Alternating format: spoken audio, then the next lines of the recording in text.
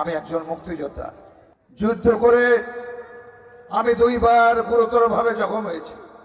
আল্লাহর অশেষ রহমতে আমি বেঁচে আছি বাহাল তবিয়তে। আমার বাহিনীকে টাইগার বাহিনী বলা হতো। এই তো তোমার আলোক ধেনু, সূর্য তারা দলে দলে, কোথায় বসে বাজাও বেনু, চড়া মহাগগন তলে। এই তো তোমার আলোক ধেনু।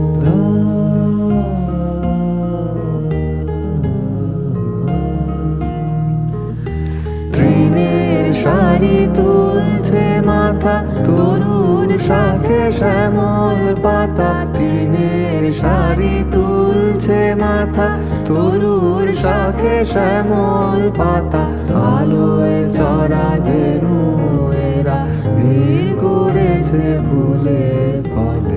এই তো তোমার আলোক ধেনু, সূর্য তারা দলে দলে, কোথায় বসে বাজাও বেনু, চড়া মহাগগন তলে।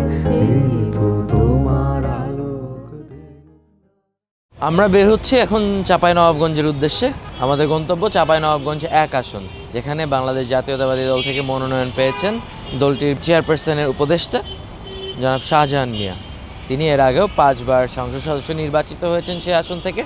আমরা যাচ্ছি তার ইলেকশন ক্যাম্পেইন কভার করতে চাঁপাইনবাবগঞ্জ 1 শিবগঞ্জ উপজেলায়।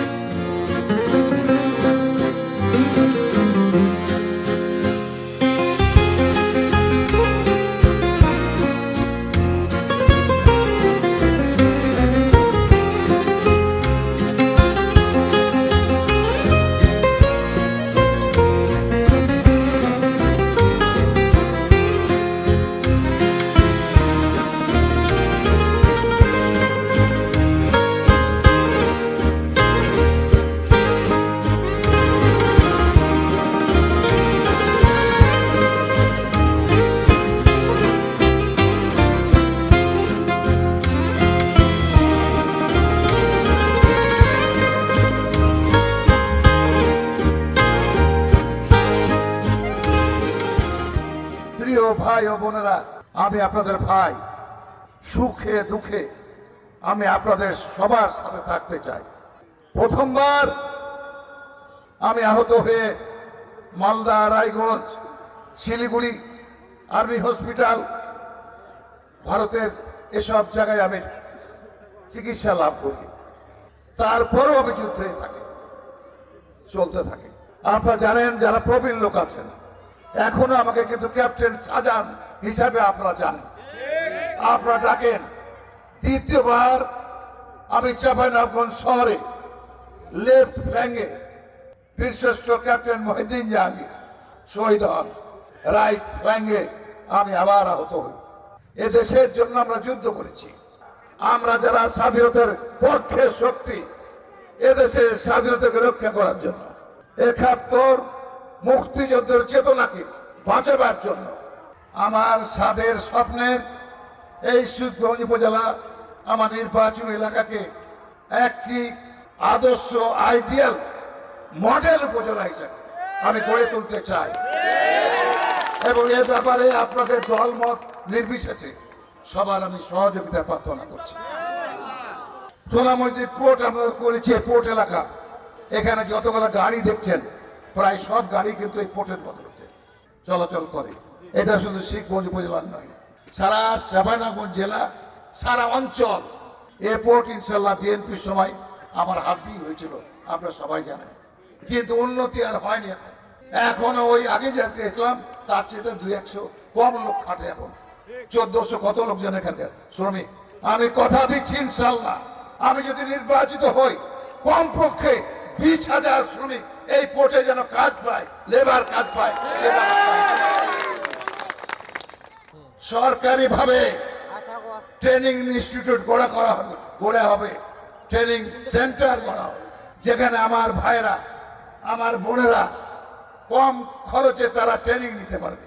এবং দুনিয়ার সকল দেশে, অর্থাৎ আমেরিকা, ইউরোপ থেকে আরম্ভ করে জাপান, কোরিয়া, সৌদি আরব, আপনার সমস্ত জায়গায় তারা যেতে পারবে ইনশাআল্লাহ। এটার ব্যবস্থা আমি দিব, বিশ্বাস করেন। ছোট ছোট ইন্ডাস্ট্রি আমরা গড়ে তুলব। আমি এ কথা আপনাদের দিয়ে যাচ্ছি আর কি। আমি কিছু করতে চাই আমার প্রিয় নির্বাচন এলাকার মানুষের জন্য। দয়া করে আপনারা আমাকে সুযোগটা দিবেন, এ আমার অনুরোধ রেখে যাচ্ছি আমি আপনাদের সামনে। 4:30টার সময় ভোট আরম্ভ হবে, তার মানে সূর্য ওঠার সাথে সাথেই ধরে, যখন লাল হয়ে সূর্য হবে, ভালো মতো রোদ উঠবে না, তখনই কিন্তু সেন্টারে ভোট আরম্ভ হয়ে যাবে। আমি আপনাদের সবার কাছে অনুরোধ রাখছি, আপনারা সবাই একটা দিন কষ্ট করে আপনারা 6:30টার মধ্যে কেন্দ্রে চলে যাবেন। প্রথমে ভোট আপনারা দিবেন, আমার নেতা কর্মীরা, আমার বোনেরা ভোট দিয়ে দিবেন। ভোট দিয়ে বোনেরা রান্না বান্না আরম্ভ করবেন। আপনাদের ইনশাল্লাহ ভরসা রাখেন। তারেক রহমান বলেছেন, আই হ্যাভ এ প্ল্যান। কি প্ল্যান আমি জানি, ইনশাল্লাহ ভরসা রাখেন। চাকরি আপনাদের হবে, আপনাদের সবাই কাজ পাবেন ইনশাল্লাহ। যারা কাজ করার চেষ্টা করে কাজ পাবেন। আমার কোনো কথাবার্তায় আপনাকে দুঃখ পেয়ে থাকেন, আল্লাহর রাস্তায় মাফ করে দিবেন আমাকে, এবং সবাই মিলে আওয়াজ তুলবেন ধানের শীষের ভোটের জন্য ইনশাল্লাহ।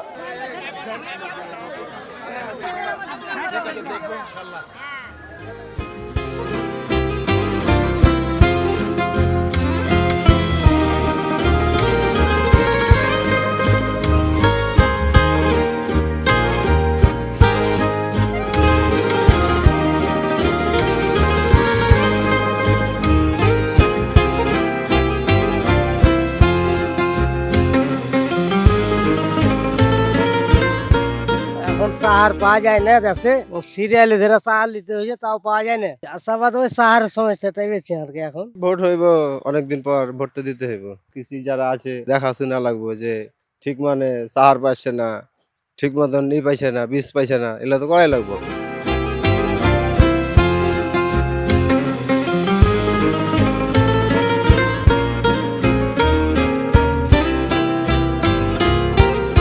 সমস্যা আছে, সারের সমস্যা, মাদকের সমস্যা আছে, সেটা নির্মূল করা লাগবে। আমাদের বেকার প্রচুর, কর্মস্থান করা প্রয়োজন আর কি।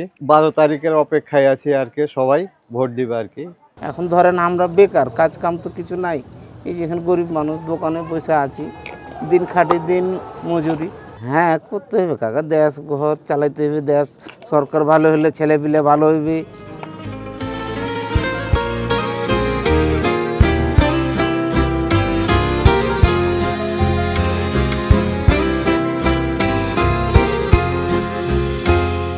অভাবী মানুষ, যতক্ষণে খাটি ততক্ষণে খাই, তাছাড়া তার কিছু আমার ঘের নাই। আমরা রাস্তাটা চাই যেন সুস্থভাবে হাঁটার লড়াচড়াটা করতে পারি, এটাই। জায়গা জমি কিচ্ছু নাই, রাস্তাটা আমি একটু করতে চাচ্ছি বেটা। একটা ঘর নাই, দুয়ার নাই বেটা, যে ঘরখানে শুধবো, বাহিরে শুধ থাকি। পরনের কাপড় খান তো নাই বেটা, তো আর কি ওহ।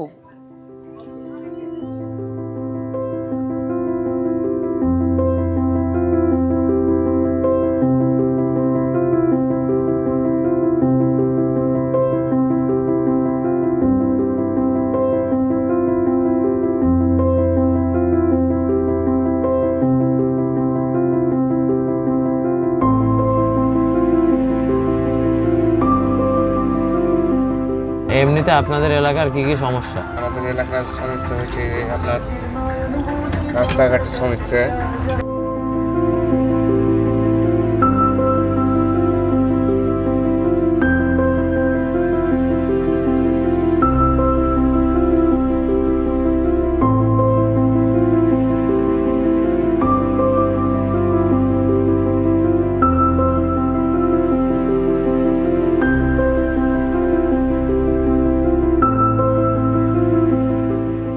গরিব দুঃখীকে যেন দেখে, মানে ধরেন এখনকার যুগে নেতারা যারা আছে ওরা মানে সব কাট মারছে, গরিবকে দেখে না। একটু কিছু হয়েছে তো এটাই যে সরকারের কাছে আবেদন, যে গরিব দুঃখীকে যেন দেখে।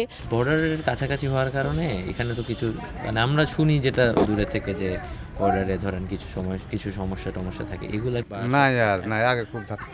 আগে বলতে 20 বছর আগে। এখন কি নরমাল সব? কিচ্ছু নাই।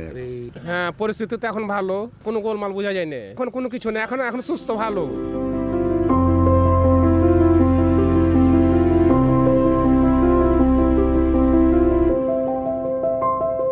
তো আমরা এসেছিলাম চাঁপাইনবাবগঞ্জ 1 আসনে বাংলাদেশ জাতীয়তাবাদী দল বিএনপি মনোনীত প্রার্থী জনাব শাহজাহান মিয়া সাহেবের ইলেকশন ক্যাম্পেইন দেখার জন্য, কভার করার জন্য।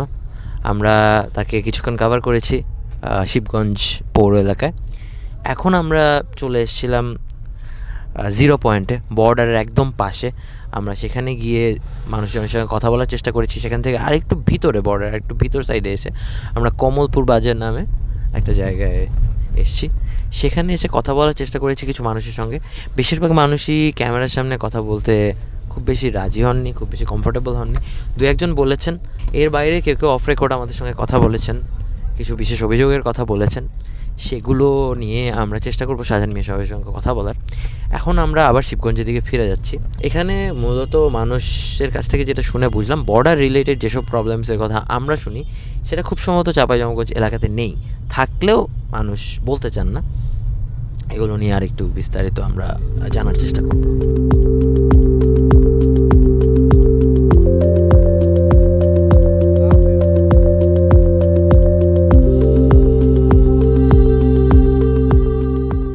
আমরা এই মুহূর্তে আছি বাংলাদেশ ইন্ডিয়া বর্ডারের ঠিক পাশে সোনা মসজিদের প্রাঙ্গণে। সোনা মসজিদ, আমার পিছনে যে স্থাপত্যটি দেখতে পাচ্ছেন, এটি এই অঞ্চলের একটি সিগনেচার ট্রেডমার্ক হেরিটেজ স্থাপত্য বলতে পারেন। এই মসজিদটি স্থাপিত হয়েছে 1500 শতাব্দীর দিকে। 1500 সালে স্থাপিত এই মসজিদটি এখনও টিকে আছে এবং এই পুরো এলাকাটি সোনা মসজিদের নামেই পরিচিত। ইভেন এখানকার যে স্থলবন্দরটি আছে সেটি সোনা মসজিদ স্থলবন্দর নামে পরিচিত। আমাদের পেছনে সোনা মসজিদের সামনে যে রুটটি আছে সেটিকে বলতে পারেন চাঁপাইনবাবগঞ্জের শিবগঞ্জ এলাকার ট্রেডের লাইফলাইন। আরেকটি ইম্পর্টেন্ট বিষয়, আমরা যদি এদিকে হেঁটে যাই আমরা দেখতে পারবো এই সোনা মসজিদ প্রাঙ্গণেই শায়িত আছেন বীরশ্রেষ্ঠ শহীদ ক্যাপ্টেন মহিউদ্দিন জাহাঙ্গীর। শহীদ ক্যাপ্টেন মহিউদ্দিন জাহাঙ্গীর যে ট্রেঞ্চে, যে পরীক্ষায় মৃত্যুবরণ করেন পাকিস্তানি হানাদারদের গুলিতে, সেই ট্রেঞ্চের ঠিক পাশের ট্রেঞ্চেই ছিলেন আমরা যার ইলেকশন ক্যাম্পেইন কভার করতে এসেছি, বীর মুক্তিযোদ্ধা শাহজাহান মিয়া, যিনি ক্যাপ্টেন শাহজাহান বা টাইগার শাহজাহান নামে পরিচিত।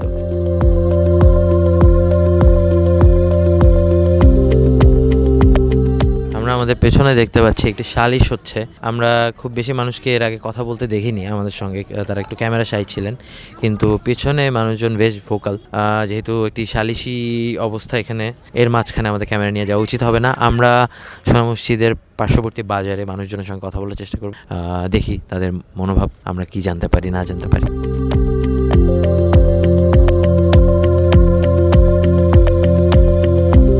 জবাব না, আমাদের রাস্তাঘাট ভালো, আমাদের কাঠ মিটার হচ্ছে, এই কাঠ মিটার যেন বন্ধ হয়, এটা আমাদের চাওয়া বেশি। আমাদের অটো রিক্সা আছে সবারই, ধরলেন বিদ্যুৎ বেশি টাকা লাগবে ভরতে। বিশেষ করে এখানে একটা ঐতিহাসিক জায়গাতে কোনো হাসপাতাল নাই, ক্লিনিক নাই। খুব একটা ইমার্জেন্সি রোগী যেতে হয় তো নিয়ে যেতে হয় চাপাই, না রাজশাহী, না শিবগঞ্জ। চাঁপাইনবাবগঞ্জ আমের রাজ্য, একটা আমের রাজধানী বলা হয়, সেখানে একটাও কিন্তু জুস মিল নাই। কিছু কিছু জুস মিলগুলো আগে ছিল, এখন নাই। আমাদের এলাকাতে হসপিটালের চাহিদা, এইটাই আমাদের প্রয়োজনীয়। নির্বাচন ঘিরে পরিস্থিতিটা আমাদের মাঝে খুব সুন্দর। সবাই প্রার্থীরা ভোট চাওয়া নিয়ে খুব ব্যস্ত। আমাদের এই নির্বাচন দেখে খুব ভালো লাগছে এবং আগামী নির্বাচন খুব ভালো, মানে একটা আশা করছি আমরা। বর্ডারের কাছে তো একটা ঝুঁকিপূর্ণ এলাকা, বর্তমানে এখন ভালো অবস্থা।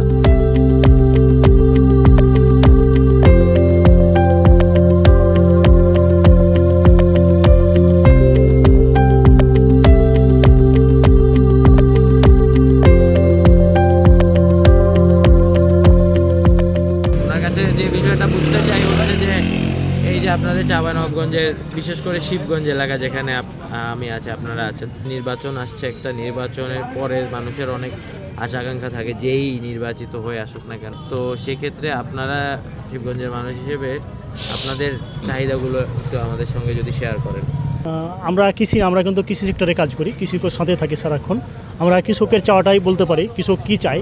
কৃষক চায় উৎপাদন করতে যে সরঞ্জাম লাগে, যা যেমন সার, কীটনাশক, এগুলার সুষ্ঠু ব্যবহার। এখনও কিন্তু আমরা দেখছি কৃষক চড়া দামে সার কিনছে, যেহেতু সরকার এখানে অনেক ভর্তুকি দিয়ে সার দেয়।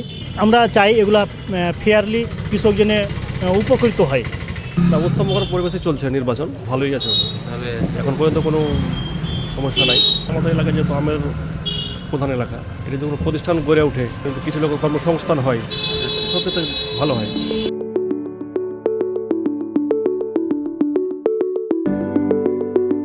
আজকে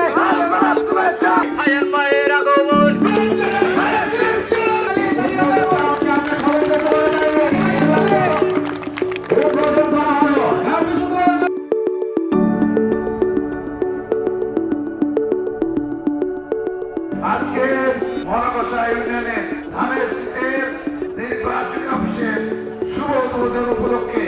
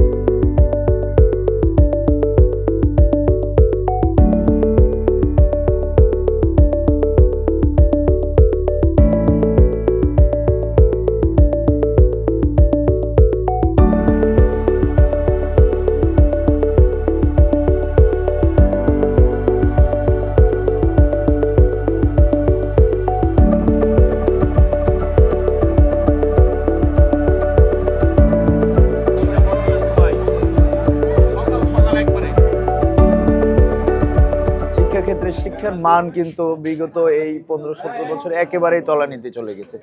সেই ক্ষেত্রে আমাদের এই পোর্টটাকে সুষ্ঠুভাবে যদি সচল করা যায় তাহলে এখানে আমাদের এলাকার অনেক লোকের কর্মসংস্থান হবে। আমাদের মনে কাছে ঈদগাহ মোড়ে খুব গ্যাঞ্জাম লাগে, অত্যন্ত গ্যাঞ্জাম, তো বাড়াইতে পারে না। অটোওয়ালা খুব গ্যাঞ্জাম করে, সাহাপা রাস্তা, বাস আইলে রাস্তা বন্ধ হয়ে যায় এখানে এলাকায়।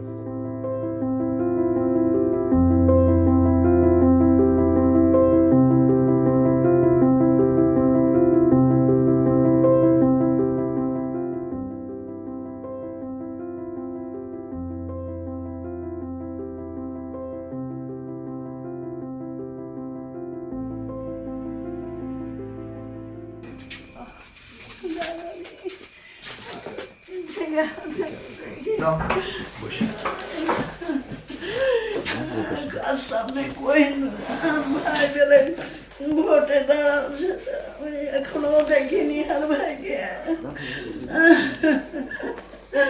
আমার ছেলে দুনিয়া থেকে চলে গেছে। না দাদা, আমি বেঁচে আছি, আমি কি ভাগ্য করিনি। খালি সবাই খালি সাজা বহিন সাজা আপা ভালো লাগছে। খুব ভালো না দেখ না, আছে মোটামুটি একবার খুব ভালো না, বয়স হয়ে গেছে না।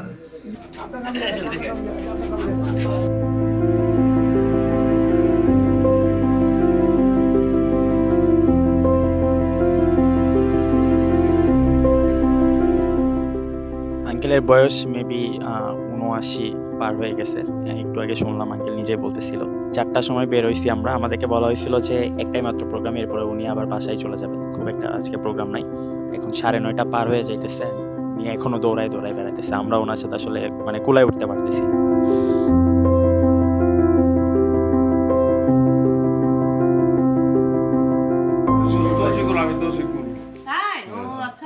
সব বুড়ি মুড়ি হয়ে যাচ্ছে,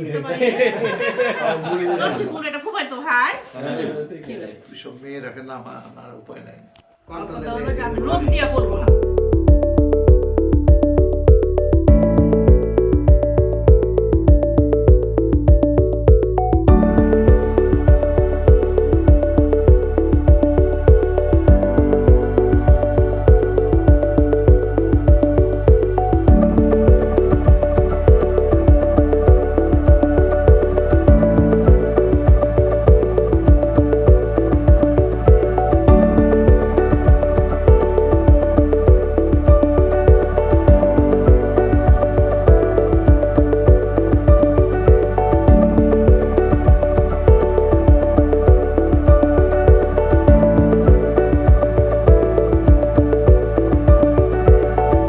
এই মুহূর্তে আমরা আছি চাঁপাইনবাবগঞ্জ 1 আসনে। চাঁপাইনবাবগঞ্জ 1 আসন শিবগঞ্জ। শিবগঞ্জে বাংলাদেশ জাতীয়তাবাদী দল মনোনীত প্রার্থী জনাব শাহজাহান মিয়া সাহেবের বাসার সামনে আমরা এই মুহূর্তে অবস্থান করছি। আমরা সারাদিন তার সঙ্গে ছিলাম, কভার করেছি তার ইলেকশন ক্যাম্পেইন। তিনি বেসিক্যালি দুপুর দিকে ছত্রজিৎপুর নামে একটি জায়গাতে যান, সেখানে একটি জনসভায় যোগদান করেন। জনসভা পরবর্তী সময়ে তিনি মনকষা ইউনিয়নে যান, সেখানে একটি দলীয় কার্যালয় উদ্বোধন করেন। দলীয় কার্যালয় উদ্বোধনের পর তিনি আশপাশের এলাকায় জনসংযোগ করেন। এরপরে তিনি সংখ্যালঘু অধ্যুষিত একটি গ্রামে যান, সেখানে জনসংযোগ করেন এবং তারপরে উনি রাত এখন 10টার বেশি বাজে, উনি তার বাসায় এসেছেন। তার সঙ্গে আমরা এখন একটি কনভারসেশন করব, জানতে চাইব এই কনস্টিটিউয়েন্সি নিয়ে তার প্ল্যান, তিনি কিভাবে চিন্তা করছেন চাঁপাইনবাবগঞ্জ 1 শিবগঞ্জের ফিউচার নিয়ে।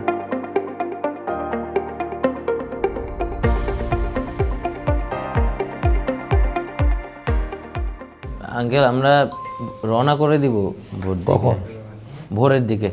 আসসালামু আলাইকুম আঙ্কেল। আপনি? ওয়ালাইকুম আসসালাম। ভালো আছেন? আমার গলা তো নষ্ট হয়ে আছে। আঙ্কেল, আমরা যেটা আপনার সম্বন্ধে জানি সেটা হচ্ছে যে আপনি দীর্ঘদিন ধরে রাজনীতির সঙ্গে জড়িত, বিশেষ করে প্রেসিডেন্ট জিয়া রহমানের সঙ্গে আপনি রাজনীতি শুরু করার আপনার সৌভাগ্য হয়েছে। আপনি সে সময়ে সংসদ সদস্য নির্বাচিত হয়েছেন খুব কম বয়সে। আপনার রাজনীতি জীবনটাকে আমাদের জন্য যদি একটু বলেন। আমাকে শহীদ রাষ্ট্রপতি জিয়াউর রহমান উনি আমাকে ডাকেন এবং ক্যান্টনমেন্টে আমি দেখা করি ওনার সাথে, আমাকে দলে যোগদানের কথা বলেন। আমি প্রথমবার কিন্তু বলি যে ঠিক আছে, আমি চিন্তা করবো। চিন্তা করে আমি চলে আসি। কিছুদিন পরে আবার আমাকে বগুড়ার মাহফুজুর রহমান বলে একজন মুক্তিযোদ্ধা, তখন মুক্তিযোদ্ধা সংসদের চেয়ারম্যান ছিলেন, উনি আবার আমাকে ঢাকাতে ডেকে বলে যে আপনাকে তো রাষ্ট্রপতি জিয়াউর রহমান আপনাকে নিয়ে যেতে বলেছে। ওনার সাথে গেছিলাম, চিন্তা ভাবনা করে আমি তখন বিএনপিতে সম্মতি দিয়েছিলাম যে ঠিক আছে যোগদান করবো। আমি আগে ন্যাপ করতাম, সেই সময় ন্যাপ থেকে ইলেকশনও করেছিলাম। ন্যাপ কিন্তু আপনারা হয়তো ওটা মুজাফর ন্যাপ। আচ্ছা, আমরা ওই শুনে যে ন্যাপ ভাষা নেই, ন্যাপ মুজাফর ন্যাপ। এবং আমি এখানে ইলেকশন করেছিলাম, আমার মনে হয় সম্ভবত আমারই হাইস্ট ভোট ছিল। আচ্ছা, ন্যাপ যদিও আমি পাস করতে পারিনি, আওয়ামী লীগের প্রার্থী পাস করেছিল ডক্টর মহিউদ্দিন আহমদ। তারপরে তো আমি বললাম যে আমি ওই তো মুক্তিযোদ্ধা ছিলাম, উনি আমাকে ডাকলেন। আমি যেয়ে তো বললাম যে না, আমি একটু সময় দিতে হবে, আমাকে আমি চিন্তা করে দেখি। আবার মাহফুজুর রহমানের সাথে গেলাম আর কি ওখানে। যাওয়ার পরে সেবার আমি কনসেন্ট দিয়ে আসি যে ঠিক আছে আমি করব। এবং অ্যাকর্ডিংলি আমি কিন্তু তখন তো হচ্ছিল যে কী যেন জাতীয়তাবাদী কি দল তো না, জাগো দল ছিল, জাগো দল, গণতান্ত্রিক দল, এখানে আমি যোগদান করি আর কি। তারপরে যাই হোক, আমি 32 বছর বয়সে এমপি হই। এমপি হওয়ার পরে তো আমার তখন পলিটিক্যালি আরম্ভ হয়। তারপর তো জিয়া রহমান যখন শহীদ হন তখন আমি কিন্তু ফিলিপিনে ছিলাম। আচ্ছা, আমের উপরে এই যে আমে স্প্রে তখন ওখান থেকে আমরা এখানে আমদানি করেছিলাম। উনি আমাকে খুব অত্যন্ত ভালোবাসতেন, আমাদের সাথে একটা খুব ভালো সম্পর্ক ছিল। তারপরে তো বেগম জিয়ার আমলে আবার আমি 91 সালে নির্বাচিত হই। কিন্তু আমার নেচারটা অন্যরকম। আমি কোনো সময় নিজের জন্য আমি কাউকে কোনো সুপারিশ করিনি কোনোদিন, আমি বলতেও চাই না। আমি মোটেই পছন্দ করতাম না যে আমি বলবো আমার কথা, মুখ বলবো কি এটার জন্য বলবো। যাই হোক, 91 সালে হই, 96 সালে হই। 96 সালে তো দুবার ইলেকশন, তখনও হই, 2001 সালেও হই আর কি। তারপরে তো ইদানিং যেটা হয়েছে মানে 5 বার হই আমি আর কি। এই গতবারও 1.5 লক্ষের বেশি ডিফারেন্স ছিল 18 সালে আমার সাথে। এখানে মহাযুদ্ধ হয়েছে তো। জি জি জি, চাঁপাইনবাবগঞ্জে তো একটা গড়ের মতন ক্রিয়েট করতে পারছি। চাঁপাইনবাবগঞ্জে অন্য জায়গাতে হয়নি, জায়গা বলা ঠিক না আমার। আমাকে দিবে অন্য কারণে আর কি, আমি তো একটু অন্য টাইপের। আমাকে ভোট দেখিয়েছিল অফিসিয়ালি ওরা 1,64,700 কতজন এরকম পাস করার জন্য। কিন্তু এটাও খুব খারাপ ছিল না, ভালো ভোট। কিন্তু আমার চেয়েতে 11,000 ভোট বেশি দেখিয়ে ওকে এই যে বাড়িটাতে গেছিলাম, আপনি ছিলেন ওই ডাক্তার শামিউল লেখা আছে না ওখানে, তাকে রেজাল্ট দেয়। এটাও কারণ হলো বেঞ্জিরের দৌড়াতে, নাহলে পারতো না। এখানকার রাস্তাঘাট সব কিছুই কিন্তু স্কুল কলেজ সমস্ত কিছু কিন্তু আমারই করা আর কি ওখানে। আপনার হাত দিয়ে এরপরে খুব উন্নয়ন হয়নি। ব্রিজ, মহানন্দার ব্রিজ থেকে এভরিথিং, পোর্ট এখানে 4টা স্টেডিয়ামের মধ্যে একটা স্টেডিয়াম, এদিকে একটা আছে, এদিকে যাননি আপনারা? জি, আমরা স্টেডিয়ামটা দেখেছি। এই যে এখান থেকে 13.5 কিলোমিটার দূরে এটা একটা মাঠ, পানি মানে অনেক ছাদের মতো উঁচু পানি থাকতো, উঁচু করে মাঠে উঠিয়ে এটাকে আমি পাকা করে, মানে ওই এলাকাটা বলছিল যে হয় রাস্তা করে দিবেন আর না হলে আমাদেরকে নবগঞ্জের সাথে কেটে দেন, ওর সাথে দিয়ে দেন, নবগঞ্জ কাছে ওদের ওখান থেকে হয়। ওই রাস্তাটাও করেছিলাম আমি, যে একে নিয়ে না বেগম জিয়াকে নিয়ে আমি ওনাকে দিয়ে কমিটমেন্ট করিয়ে তারপর বরাদ্দ করিয়ে ওখানে করেছিলাম। তো জায়গা মোটামুটিভাবে আমি বলতে চাচ্ছি এখানে যে আগে কিন্তু মানে কোনো রাস্তাই ছিল না আমার হওয়ার আগে। আমি প্রথমে 32 বছর বয়সে এমপি হই, নির্বাচিত হই মুক্তিযুদ্ধের পরে। এই তো আমার মানে মোটামুটি আর কি। রাজনীতি তো আপনারা যখন শুরু করেছেন তখন রাজনীতি খুবই ভিন্ন রকম ছিল, আজকে 2026-এ এসে আবার নির্বাচন মানে কি, তখন তো আমাদের অন্যরকম ব্যাপার, এত পলিউশন ছিল না। হ্যাঁ, এখন আমরা তো সে সময় নির্বাচন করেছি। আমার মুক্তিযুদ্ধের সবচেয়ে রিমার্কেবল ঘটনা হচ্ছে এখানে ভোলাহাট বলে পাশে একটা থানা আছে, ওই এলাকায় আমি তখন ছিলাম মালদার কাছাকাছি, মানে ইন্ডিয়ার একটা ডিস্ট্রিক্ট, এটা ফেল করলো, বিএসএফ পালিয়ে আসলো। বিএসএফ মানে border security force of India, BSF বলা হতো ওরাকে, ওরা পালিয়ে আসলো সব। তখন আমার উপরে দায়িত্ব দিল যেখানে পুনরায় ডিফেন্স লাগাবার জন্য। আমি ছুটে এসে ডিফেন্স লাগাইতে গেলাম। তো ভোলাহাট থেকে যখন আমি অ্যাডভান্স করি, ওখানে খুব মানে থিকলি পপুলেটেড এলাকা, তখন রাস্তার দুই ধারে, আমি তখন এখান থেকে যাচ্ছি বোধহয় 1:30-2টার দিকে মার্চ করছি, রাস্তার দুই ধারে ছেলে মেয়ে মানে দুই ধারে দাঁড়িয়ে সব। আর নয়নতারা বই দেখেছেন কিনা আমি জানি না, এই বইয়ে যেরকম মানে গাছপাত সবাই মানে দোয়া করছে, ইয়াল্লাহ ইয়াল করছে, আমি কিন্তু সেখানে সেটাই পেয়েছিলাম। সবাই একবারে এক বাক্যে দোয়া করছে যে শক্তি দাও, সাহস দাও, এরা যেন আমাদের রক্ষা করতে পারে কি আল্লাহর কাছে আর কি। এটা আমার জীবনের সবচেয়ে রিমার্কেবল ঘটনা। হ্যাঁ, আমি মনে করি ওই দিক থেকে আমার মনে হয় এই জন্যই বোধ হয় আমি কিন্তু 2বার সিরিয়াসলি জখম হয়েছি। এটা দিয়ে গুলি যে এখান থেকে বেরিয়েছিল, হাত ঢুকে যেত, কিন্তু সেই সময় শিলিগুড়ি হসপিটালে ছিলাম, আর্মি হসপিটালে ছিলাম, কিন্তু আমার কোনো পার্টস নষ্ট হয়নি।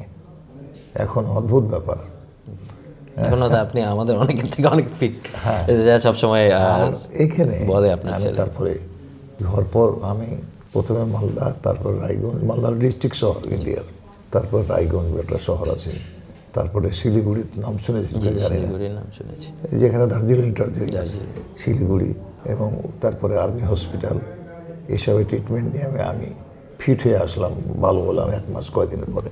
তারপরে চাঁপাইনবাবগঞ্জে লেফট ফ্ল্যাঙ্কে ক্যাপ্টেন মহিউদ্দিন জাহাঙ্গীর বীরশ্রেষ্ঠ শহীদ হলেন, আর রাইট ফ্ল্যাঙ্ক মানে ডান দিকে আমি কিন্তু আবার এখানে আহত হলাম। তো এইভাবে আমাকে কিন্তু এখনও যারা আগের মানুষ, যাদের বয়স 60 ঊর্ধ্বে, 60-65, এরা কিন্তু এখন আমাকে কিন্তু ক্যাপ্টেন শাহজাহান বলে, প্রফেসর শাহজাহানও বলে না, বা অন্য নামে এমপিও বলে না আর কি, এই ক্যাপ্টেন শাহজাহান এসেছিল, এটা কিন্তু তারা এই করে আর কি। আপনাকে টাইগার বলে সম্বোধন করে অনেক জায়গাতে। ওইটা আমাদের যে আমার সাথে মুক্তিযোদ্ধারা ছিল তারাকে বলতো টাইগার কোম্পানি আর কি, আমি থাকলে ওরা কিছু পরাও করতো না, মারাও গেছে আমার সাথে অনেকে। তো আঙ্কেল, আমরা আজকে সারাদিন আপনার কনস্টিটিউয়েন্সিতে ঘুরছিলাম, এখানকার মানুষের কিছু বেসিক প্রবলেম কিছু হচ্ছে সব জায়গাতেই কমন, যেমন বাংলাদেশে এখন আসলে তরুণদের মধ্যে মাদকের একটা সমস্যা দেখা দিয়েছে, সেটা সব জায়গাতেই কমন। এর বাইরে কিছু কনস্টিটিউয়েন্সি স্পেশাল প্রবলেম যেগুলো আপনার এখানে রয়েছে, মানুষ বলছে যে যোগাযোগ ব্যবস্থার কিছুটা উন্নতি তারা চায় দেখতে, এবং যেহেতু রাজশাহী রিজনে বিশেষ করে চাঁপাইনবাবগঞ্জ এবং শিবগঞ্জ রিজনে আমের ব্যাপক ফলন হয়, ক্ষেত্রে দেখা যায় যে এখানে যথেষ্ট মানে শুধু খাওয়ার ইন্ডাস্ট্রি বাদে এটা নিয়ে বা জুস বা এরকম কোনো ফ্যাক্টরি যদি থাকতো তাহলে তাদের আরও অন্যভাবে ব্যবহার করতে পারতো, বা পাল্প করে এটাকে যদি রপ্তানিমুখী করা যেত কোনোভাবে তাহলে আরও ভালো হতো, বেসিক্যালি কর্মের আরও সুযোগ সৃষ্টি। আমি বলি ব্যাপারে, আমি তো যখন 1979 সালে এমপি হই তখন এখানে মাহতাবউদ্দিন সরকার বলে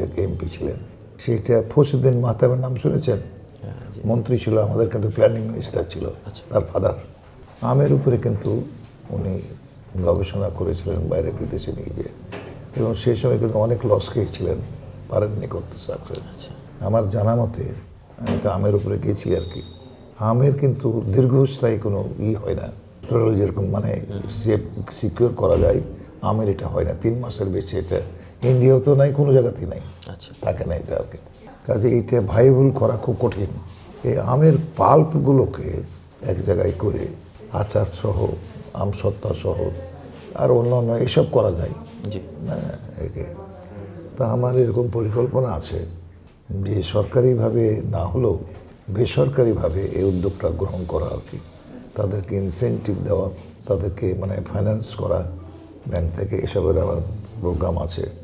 সবচেয়ে বেশি আমার যেটা ইচ্ছা আর কি, এই শিবগঞ্জ উপজেলা আমার প্রিয় উপজেলা, আমার নির্বাচনী এলাকা, জন্মভূমি, এটাকে একটা আদর্শ উপজেলা হিসেবে, আইডিয়াল বলবো কী বলবো, মুক্তিযোদ্ধা হিসেবে এটাকে আমি গড়ে তুলতে চাই, যাতে সর্বসাধারণ মানুষের আমি উপকার করতে পারি। সেই লক্ষ্যে আমি চাচ্ছি, এটা আমার স্বপ্ন, যে এই উপজেলাতে আমি একটা ট্রেনিং সেন্টার করতে চাই ভবিষ্যতে, টেকনিক্যাল ট্রেনিং সেন্টার, এবং এটা সরকারিভাবেই আমি উদ্যোগ নেব, যাতে করে এখানে ট্রেনিং প্রাপ্ত হওয়ার পরে আমেরিকা, ইউরোপ, তারপরে সৌদি আরব, কাতার, জাপান, কোরিয়া, এসব ফ্রান্স, এসব দেশে যেন যেতে পারে আমার এলাকার লোক। এই জন্য আমি প্রচেষ্টা চালাবো আর কি, যে ইন্ডাস্ট্রি যেগুলো সম্ভব এটা করবো। আমি যে পোর্টটা করেছিলাম, সোনা মসজিদ পোর্ট, এটা যে অবস্থায় করেছিলাম তার চেয়ে তো খারাপ অবস্থায় এখন। আমরা গিয়েছিলাম আজকে, দেখে খুব বেশি হয়নি।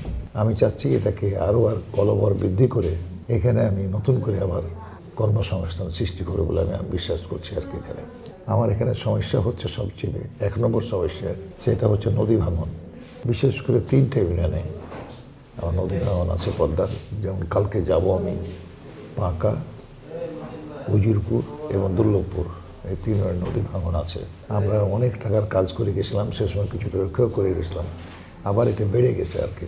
কাজে আমার ইচ্ছা যে যেভাবেই হোক এই নদী ভাঙন আমাদেরকে প্রটেক্ট করতে হবে এবং এখান থেকে জনগণকে রক্ষা করতে হবে। বাস্তবিকটা যদি চলে যায় তাহলে আর কিছু থাকে না তার।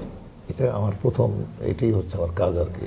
প্রথমে এখানে যাব, তারপরে এই যে কৃষকের উন্নয়নের জন্য আমি চেষ্টা করব, যাতে রাইটভাবে তারা হয়। এলাকার মানুষকে মাদকাসক্ত থেকে আমি নিরাময় করার আমার আপ্রাণ প্রচেষ্টা থাকবে, যাতে করে তাদেরকে এই সমস্যা থেকে দূর করতে পারে। কারণ একটা ফ্যামিলিতে একজন যদি মাদকাসক্ত থাকে, ওই ফ্যামিলির কিছু থাকে না, সর্বনাশ হয়ে যায় আর কি। এখানে প্ল্যানিং আছে আমার, হ্যাঁ, এইসব করার আর কি প্র্যাকটিক্যালি। আর রাস্তাঘাট সমস্ত কিছু এগুলোকে আরও বেশি সুন্দর করা আমার স্বপ্ন। হ্যাঁ, এখানে এই উপজেলাকে একটা বাস্তবসম্মত আইডিয়াল উপজেলা হিসেবে গড়ে তোলার আমার স্বপ্ন আছে। এটা ইনশাল্লাহ চেষ্টা করব। তো আঙ্কেল, আমরা একদম আপনাকে খুব বেশি সময় আর আটকে রাখবো না। আপনি যেভাবে প্রচারণা করছেন, আপনার কি মনে হয় যে আপনার মেসেজটা ঠিক মতো আপনি পৌঁছাতে পারছেন? আপনি তো পরিচিত, এখানে আপনার নতুন করে আসলে পরিচিত হওয়ার কিছু এটা কোনো প্রশ্ন নাই। পরিচিত মানে সবার কাছেই পরিচিত আমি বলবো। কেবলমাত্র হয়তো খুব জোর যদি অল্প পরিচয় হয়, পরিচিত হই, একমাত্র যাদের বয়স এখন 24-25 এরকম। কারণ আমার তো 18 বছর থেকে নাই, 17 বছর থেকে। যার বয়স 10 ছিল সে তো এখন 27 বছরের বয়স। তবুও কিন্তু আমি যেহেতু এখানে থাকি এলাকাতে, হ্যাঁ, আর আমার কিন্তু একটা জিনিস, এখানে আমি জেল খেটেছি ঠিকই 2 বছর মতো আর কি, 4-5 বারে, কিন্তু ফিজিক্যালি আমার সামনে কেউ আসতে পারতো না, এখনও আসতে পারবে না। আওয়ামী লীগে যতই যাই হোক এই ক্ষমতা নাই। তো আমি বিশ্বাস করি, আমি বলছি আজকে আর তো অল্প দিন পরই ভোট, যে একটা ব্যাপক ব্যবধানে আমি নির্বাচিত হব বলে আমি জনগণের প্রতি আস্থা আছে আমার। তো আঙ্কেল, আমরা আপনার আজকে সারাদিনই চেষ্টা করেছি যতক্ষণ আপনার সঙ্গে সময় নিয়ে আমরা কভার করতে পারি আপনার নির্বাচন, এবং আমরা এর বাইরেও বেশ কিছু জায়গায় যাওয়ার চেষ্টা করেছি একদিনে যতটুকু সম্ভব হয়। আপনাকে অনেক শুভকামনা জানিয়ে আমরা আসলে শেষ করতে চাই। আপনার খুব অশেষ ধন্যবাদ। হ্যাঁ, আপনারা হচ্ছেন সাংবাদিকেরা হচ্ছে জাতির মিরর আর কি, যাকে বলা হয় আয়না। আমি এটা চাই। আপনার খুব ধন্যবাদ আজকে ইন্টারভিউ নেওয়ার জন্য। অনেক ধন্যবাদ আঙ্কেল, শুভকামনা থাকবে আপনার জন্য। দেখা হবে আবার। থ্যাংক ইউ আবার। ঠিক আছে, আচ্ছা। আজ সারাদিন আমরা ছিলাম চাঁপাইনবাবগঞ্জ 1 আসনে, শিবগঞ্জ উপজেলা নিয়ে গঠিত চাঁপাইনবাবগঞ্জ 1 আসন। এখান থেকে বাংলাদেশ জাতীয়তাবাদী দল মনোনয়ন দিয়েছে তাদের বারবার নির্বাচিত এমপি জনাব শাহজাহান মিয়াকে। জনাব শাহজাহান মিয়ার সঙ্গে আমরা আজকে সারাদিন ছিলাম, তার সঙ্গে আমরা কথা বলেছি। তিনি শুনিয়েছেন এখানকার জনজীবনের কিভাবে উন্নয়ন তিনি সাধন করেছেন। 5বার এই আসনের মানুষ তাকে নির্বাচিত করেছে। এই আসনের রাস্তাঘাট, এই আসনের শিক্ষালয়, এই আসনের চিকিৎসা ব্যবস্থা সব কিছুই এক সেন্সে ওনার হাত দিয়ে গড়ে উঠেছে। এই আসনে 3টি ইউনিয়নে নদী ভাঙনজনিত বিস্তর সমস্যা আছে, এছাড়া আছে মাদকের সমস্যা, এছাড়াও মানুষের মধ্যে আছে অ্যাসপিরেশন, আরও কাজের সুযোগ চায় মানুষ। এই সব কিছু মিলিয়ে এই আসনের নির্বাচনী রাজনীতির চাকা ঘুরবে। 12 ফেব্রুয়ারি এই আসনে মানুষ রায় দেবে। এই আসনে মানুষকে নিয়ে 82 বছর বয়সেও শাহজাহান মিয়া পরিকল্পনা সাজিয়েছেন। তার পরিকল্পনার উপরে মানুষ কতটুকু আস্থা রাখছে তা দেখতে আমাদের আরও কিছুদিন অপেক্ষা করতে হবে। এই মুহূর্তে আমরা বিদায় নিচ্ছি চাঁপাইনবাবগঞ্জ 1 আসন থেকে অন রেকর্ড সাইফুল আমার যত ঘুরে বেড়ায় কোথায় কত আশা তৃষা আমার যত ঘুরে